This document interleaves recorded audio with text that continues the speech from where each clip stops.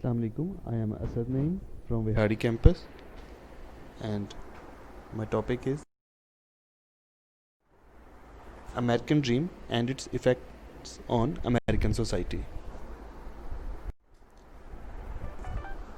First of all, I will tell you the definition of American Dream. What is American Dream? American Dream is a concept deeply rooted in success, fortune, and prosperity. The definition of American Dream by James Adams in 1931 states life should be better and richer and fuller for everyone, with opportunity for each according to ability or achievement. Although the Declaration of Independence solidifies the American dream, stating that all men are created equal with rights including life, liberty, and pursuit of happiness. So, the American dream is a concept deeply rooted in success, fortune, and prosperity. The definition of American dream is that life should be better and richer and fuller for everyone. As we take the example from our text, in The Long Day Journey into Night, the Tyrone family also demonstrate the American dream in a substandard way. You can particularly sympathize with Mary, who clearly had two dreams: to be a nun or a pianist,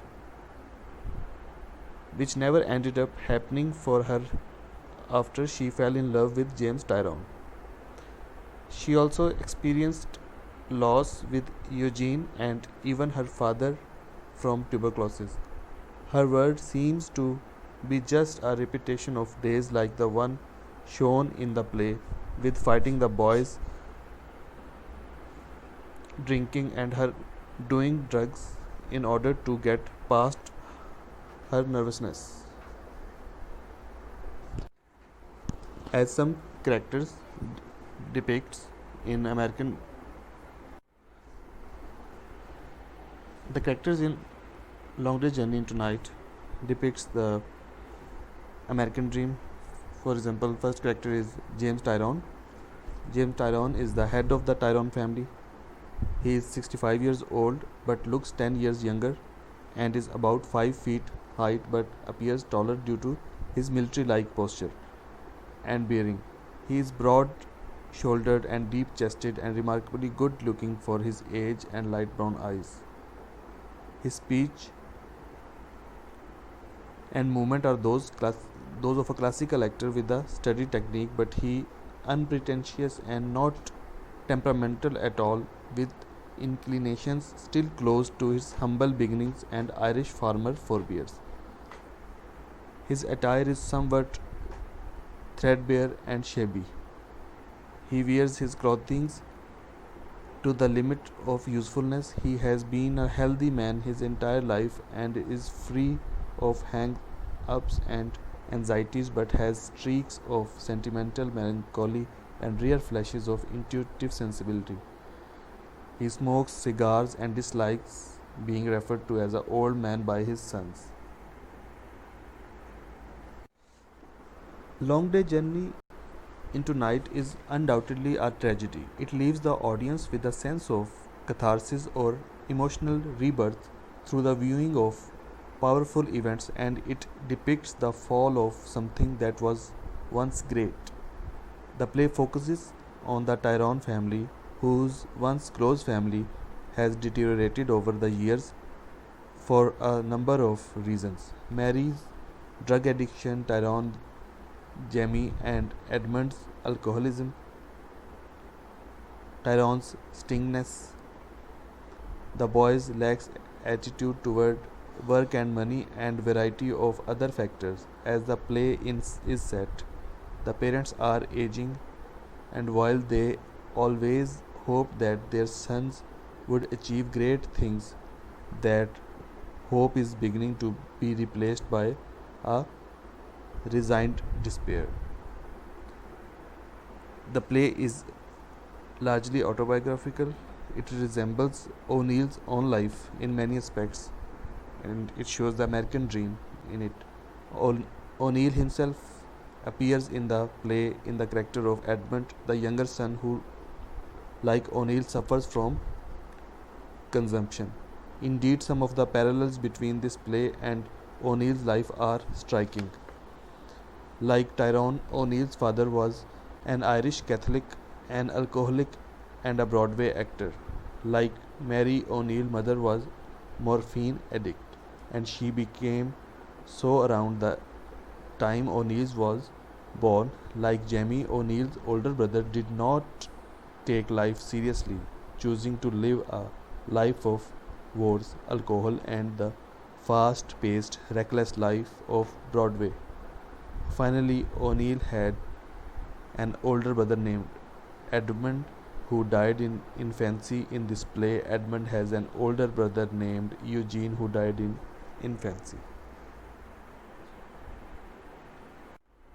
As following American Dream, the play also creates a world in which communication has broken down.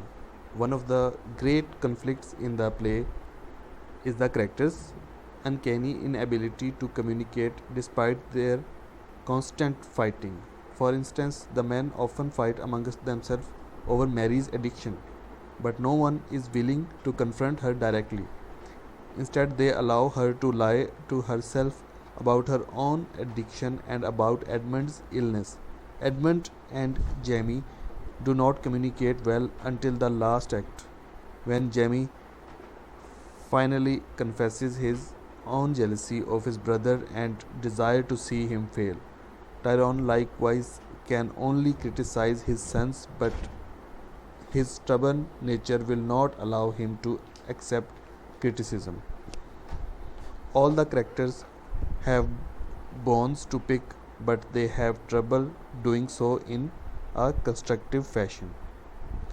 Most of the bones that need picking emerge in the past, which is remarkably alive for the Tyrones. Mary, in particular, cannot forget the past and all the dreams she once had of being a nun or a pianist.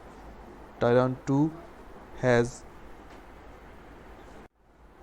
always had high hopes for Jamie, who has been a continual disappointment. All the conflicts and the problems from the past cannot be forgotten, and in fact, they seem doomed to be relieved day after day. It is important to note that Long Day's journey into night is not only a journey forward in time but also a journey back into the past lives of all characters who continually dip back into their old lifestyles. We are left as an audience realizing that the family is not making progress toward betterment but rather continually sliding into despair, and they remain bound to a past that they can neither forget nor forgive. The play is all more tragic because it leaves little hope for the future. Indeed, the future for the Tyrones can only be seen as one long cycle of the repeated past bound in by alcohol and morphine. This play was awarded the Pulitzer Prize and when it was first published, and it has remained one of the most admired plays of 20th century.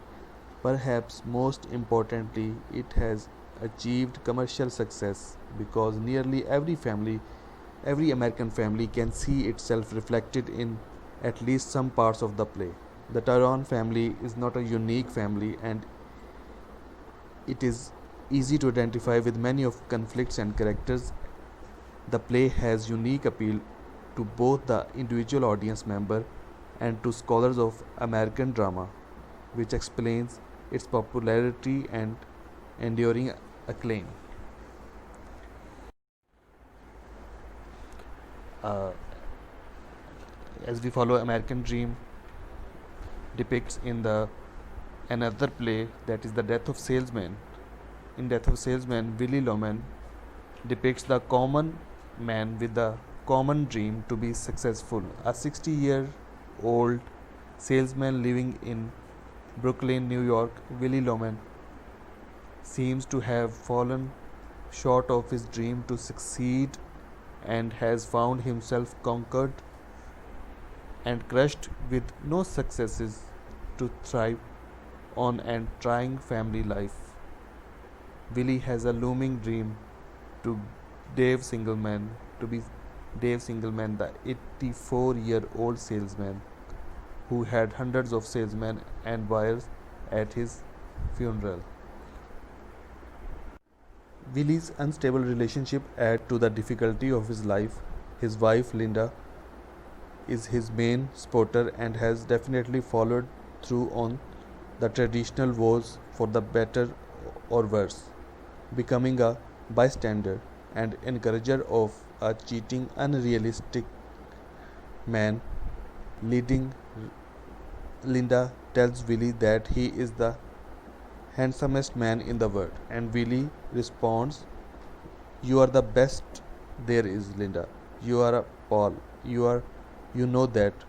On the road, I want to grab you sometimes, just kiss the life out of you." Yet a Willie says this. He flashes back to the sometimes where he was visiting the woman made whose praises made Willie feel elated.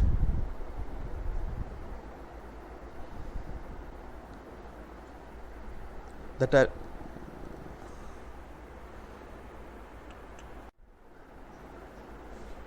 in the death of the salesman, Willie's social life also doesn't epitomize the true American dream, but their unstable relationship add to the difficulty of his life. In the present, Willie seems to realize that his sons are also unsuccessful. Happy becomes a womanizer in order to climb to the top of the corporate charts, and Biff's manual labor job on a farm and a horse ranch in the West is nothing to gloat about. It isn't clear in the novel as to whether Willie feels remorse about the boy's upbringing, yet it is obvious that Willie should have been a more present father figure and offered more fatherly advice to his sons during the childhood.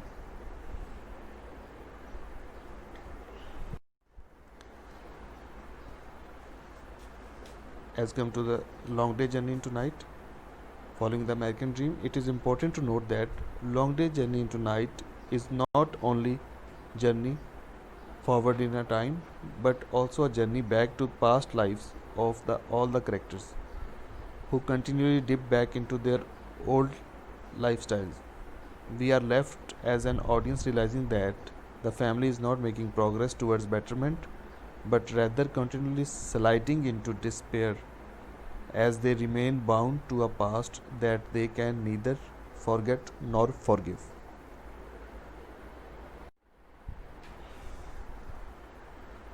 So, following the American dream in the context of Hemingway's Sun Also Rises, Jack's wound is a symbolic of impotence or lack of power of the American dream over the young generation coming into its own in the 1920s.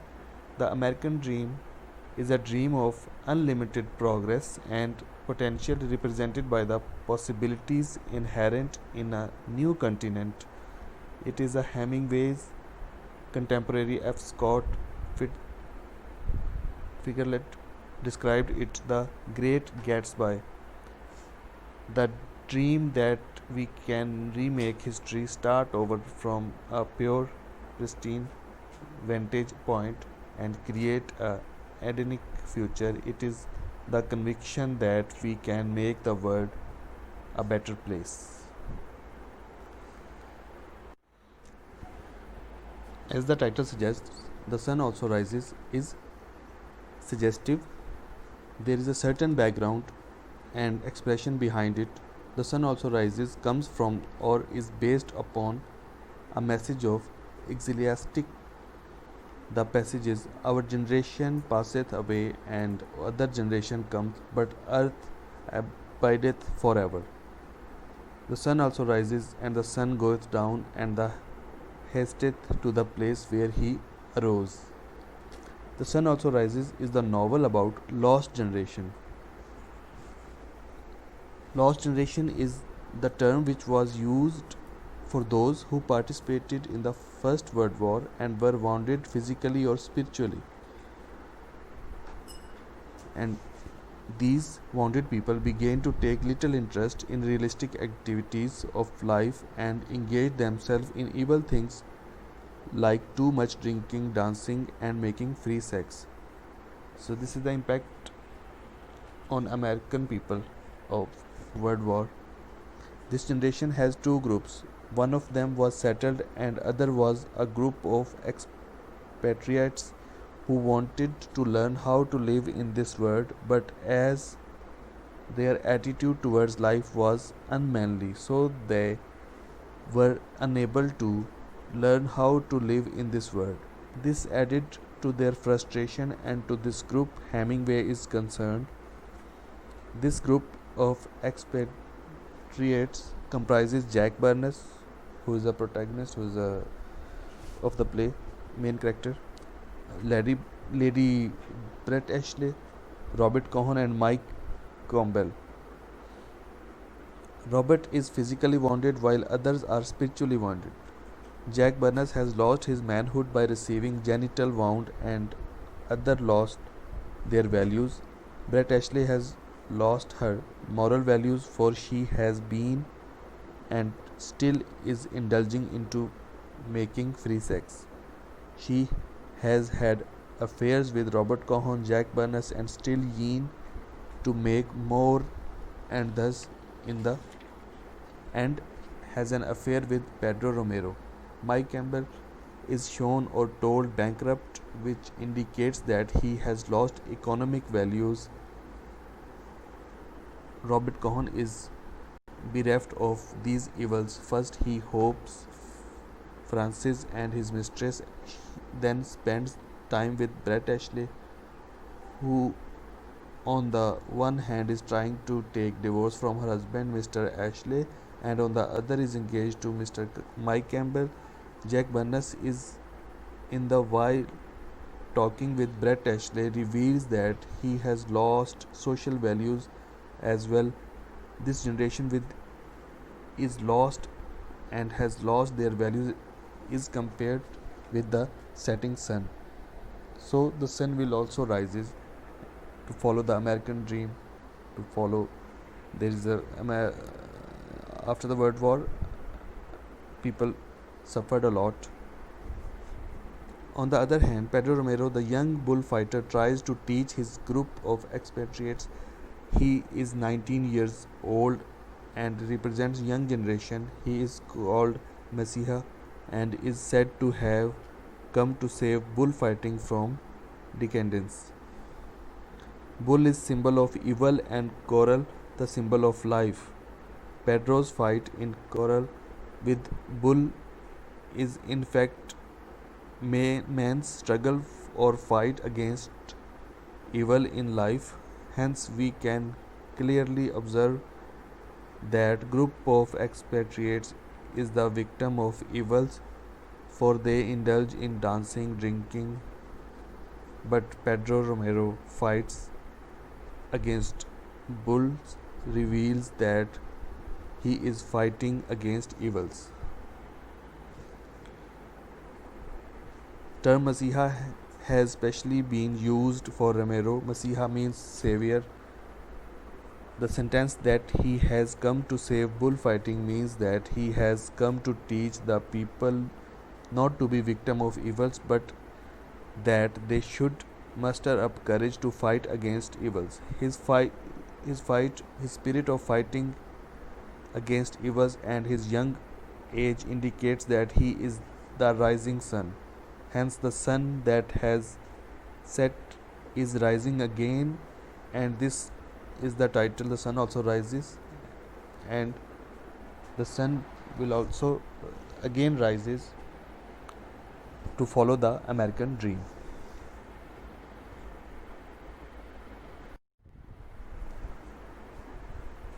As we see, Jack lost his manhood, and Jack has just seen the future as shown him through World War One. It has been not Garden of Eden but a jaunt through hell. If the American dream is about becoming reality and future unfolding is in an ever improving vista, Jack's wound symbolizes the deep disillusioning blow the First World War has rendered too much of his generation. Jack's hope and dreams, like those of his peers, have been shattered. He can't find a way forward.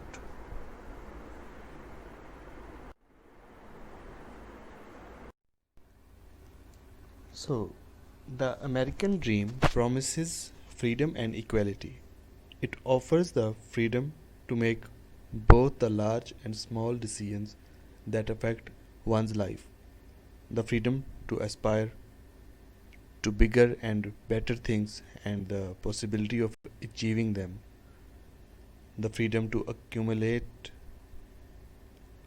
wealth, the opportunity to lead a dignified life, and freedom to live in accordance with one's value, even if those values are not widely held or accepted. As we see American Dream in Long Day's Journey into Night, it would seem that James uses this water of life to avoid life altogether.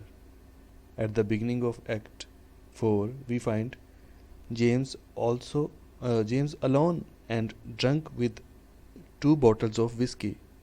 O'Neill tells us in his stage direction, despite all the whiskey in him, he has not escaped. He has a lot that a person might want to hide from. Edmund may be dying. Jamie loathes him, and his wife is addicted to morphine. To make matters worse, he is partly to blame for it all. Yes, it seems like we have found another cycle in this play of cycles. Just like wife of James, James seeks to hide from his problems in a cycle of drug abuse. We can see why O'Neill describes him as a sad, defeated old man possessed by hopeless resignation. James' predominant trait, other than the fact that he drinks too much, in his miserliness, which is to blame for many of the family's troubles. Tyrone refuses to spend money on their summer house to make it pleasant for his wife, and he tries to send Edmund to a state sanatorium just to save money. James is too miserly to even turn on the lights at night. James' practice of skimping on medical bills is probably the most damning. He insists on using cheap doctors like Dr. Hardy and the hotel doctor that got Mary hooked on morphine. To top it all off, James wants to repeat the mistakes of cheap medical care by sending Edmund to a low-grade hospital. Besides whiskey, the only thing James likes to spend money on is real estate investments. The depth of his possession with land is revealed when he buys a piece of property right after agreeing to the crappy hospital for Edmund. His real estate investments are really just another symptom of his miserliness. He thinks that buying land is a lot safer than keeping in banks or in stock market. Well, he may have a point there, though he does not know it. The Great Depression is right around the corner. The problem is that by throwing all his money into land, he doesn't leave enough cash around to give his family the life they deserve. Of course, James' miserliness has its roots in the past. James was born in Ireland, but when he was 9 years old, his father uprooted the family and moved to the United States for a new start. Sounds great, but then a year later, James' father abandoned the family, returned to Ireland, and committed suicide. James' older brothers had already left, so this disaster left James the head of the household as a 10-year-old. So this depicts the American society, how the American dream influences the life of a common American. He was forced to work in a machine shop making files. When Edmund hears this sad story, he feels pity for his father and does not blame him quite so much. Thus we can see why James is so concerned about money. Ultimately, James' obsession with money has done him the most harm. He had a promising career as a Shakespearean actor. He was living the American dream. He would pulled he had pulled himself up out of poverty and made in a big way. He quickly became a rising star on Broadway, even receiving praise from Edwin Booth. Edwin Booth, who was most famous actor of his day, James was so honored that he wrote out the exact words Booth used and read it every once in a while until finally it made him feel so bad he didn't want to face it anymore. James' miserliness turns out to be the undoing of his promising acting career. James took the star role in an extremely successful play, but on and on instead of moving on and further developing his talents, he stayed to keep racking in the bucks. By the time he wanted to get out of his show, he had lost his ability to take on more challenging roles. James admits that he did this for just for the money. It's one of the great sorrows of his life. He says to Edmund, "What the hell was it I wanted to buy? I wonder that was worth, well, no matter. It's a late day for regrets." Tyrone has a genuine love for his wife, but is thrust into despair when she lapses back into her addiction. He knows the situation is hopeless. Throughout the play, he comforts her physically by kissing her face and touching, a, touching her hands. He believes that psychological instability is the reason why he did not give her a proper home. Tyrone's relationship with his sons is uncongenial. Tyrone's religion is Roman Catholic, though he is not a regular church goer. Yet he despises his sons for rejecting the faith. He thinks Jamie is an idle, ungrateful loafer and has no respect for Edmund's reading in poetry and philosophy. Denouncing Edmund's favorite authors as atheist and degenerate, Tyrone's great love is Shakespeare. and he thinks all other writers are inferior. Now, James may be correct in thinking that his eldest son is disrespectful and unmotivated. Still, James seems to lack the maturity to give the clearly troubled Jamie even one compliment or sportive comment. Instead of being the responsible parent in the room, James always usually gets angry. Of course, James' father ditched his family when he was 10, so he hasn't exactly had great role models for fatherhood. So he didn't know how a father should behave with his sons. He had to grow up too young.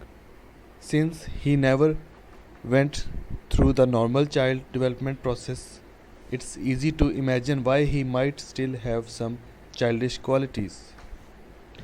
So, in the conclusion, we can say, like Willie Loman of Arthur Miller in The Death of a Salesman, James Tyrone is a victim of American dream.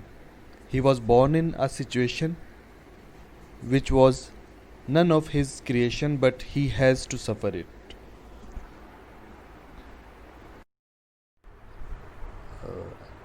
As following the other, as following the American dream, we have a reference of other play, that is The Death of Salesman. Arthur Miller's play Death of Salesman addresses loss of identity and man's inability to accept change within himself and society. The play is a montage of memories, dreams, and arguments, all of which make up the last 24 hours of Willie Loman's life. The play concludes with Willie's suicide and subsequent funeral. Miller uses the Loman family, Willie, Linda, Biff, and Happy, to construct a self perpetuating cycle of denial, contradiction, and order versus disorder. Willie had an affair over 15 years earlier than the real time within the play, and Miller focuses on the affair and its aftermath to reveal how individuals can be defined by a single event and their subsequent attempts to disguise or eradicate the event.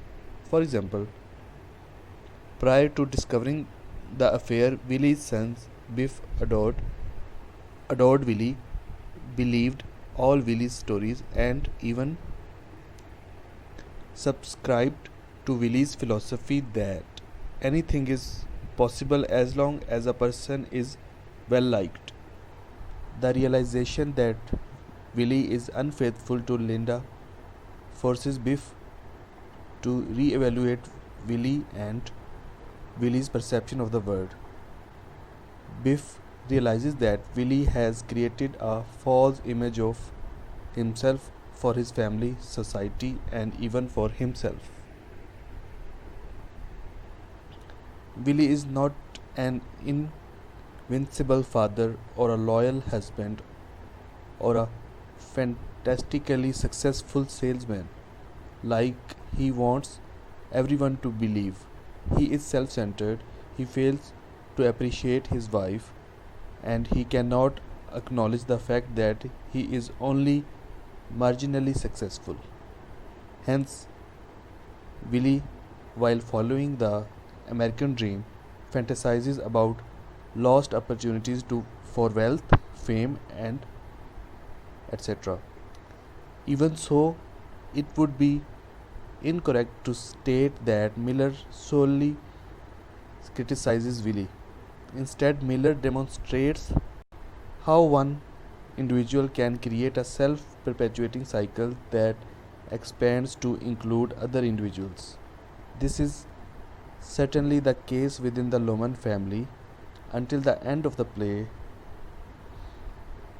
Willie effectively blocks the affair out of his memory and commits himself to a life of denial. He cannot remember what happened, so naturally he does not understand why his relationship with Biff has changed. Willie wants Biff's affection and adoration as before, but instead the two constantly argue, Willie sometimes criticizing Biff's laziness and other times praising his physical abilities and ambition. So this is the two contradiction. Linda and Happy are also drawn into the cycle of denial. Linda is aware of Willie's habit of reconstructing reality.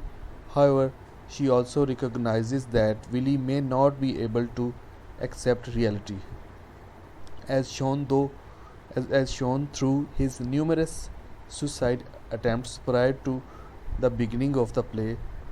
As a result, Linda chooses to protect Willie's illusions by treating them as a truth, even if she must alienate ignore reality or alienate her children in doing so. Happy is also a product of Willie's philosophy. Like Willie, he manipulates the truth to create a more favorable reality for himself. For example, when Happy tells everyone that he is the assistant buyer, and even though he is only the assistant to the assistant, he proves that he has incorporated Willie's practice of editing facts. Miller based Willie's character on his uncles Manny Newman and Lee Belsman, who were salesmen. Miller saw his uncles as independent explorers charting new territories across America. It is noteworthy that Miller does not disclose what type of salesman Willie is, rather than drawing the audience's attention to what Willie sells. Miller chooses to focus on the fact that Willie is a salesman of modern age, salesman of which follows American dream. As a result, Miller expands the import of Willie's situation. Willie is an explorer, conqueror of the New England territory, and a dreamer, and this allows the audience to connect with him with because everyone has aspiration, dreams, and goals. Willie despair results from his failure to achieve his American dream of success.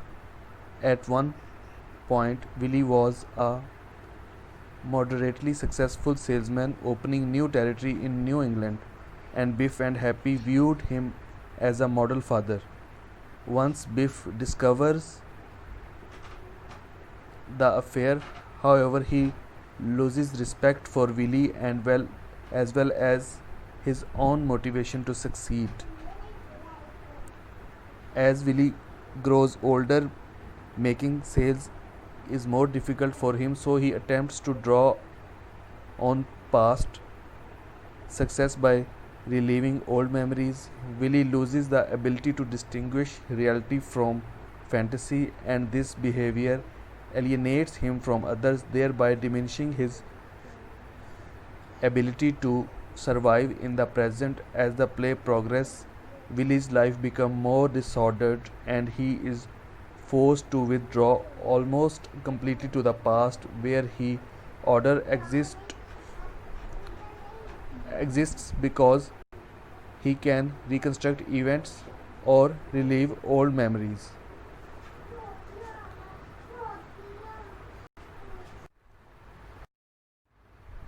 Willie's philosophy that anything is possible as long as a person is well liked.